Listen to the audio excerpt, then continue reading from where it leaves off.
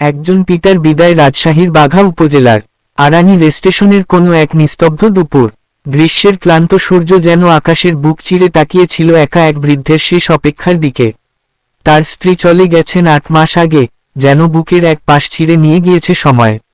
2 ছেলে, 2 মেয়ে, কিন্তু পিতার কপালে শান্তির ছায়া নেই। প্রথমে পালা করে রাখল সবাই, যেন কোনো বোঝা। তারপর শুরু হলো অবহেলার পালা। ঝগড়া, অপমান, উপেক্ষা। সন্তানদের ভালোবাসার বদলে তিনি পেলেন শুধুই কাটা। রাত কেটেছে উঠানের মাটিতে, ভেতরের দরজাগুলো বন্ধ ছিল, খোলা ছিল শুধু আকাশ আর নিঃশ্বাস নিতে থাকা কিছু বাতাস। শেষ সকালটায় পিতৃত্বকে চূর্ণ করে 2 পুত্রবধূ লাগলো ঝগড়ায়। চোখে চোখ রেখে বলে উঠল, এইবার বাড়ি ছাড়ুন। 2 ছেলেও মাথা নিচু না করে বাবার থলে, কম্বল ও শেষকৃত্যর স্মৃতিগুলো উঠানে ছুড়ে দিল। তিনি বেরিয়ে এলেন, না কোনো অভিমানে, না কোনো অভিশাপে, শুধু নিঃশব্দে। ভোর থেকে রাজশাহী রেলস্টেশনে বসেছিলেন, নিশ্চুপ, নিরাহার। চারপাশে শহরের কোলাহল, অথচ তার ভেতরে এক মৃত্যুপুরীর নীরবতা।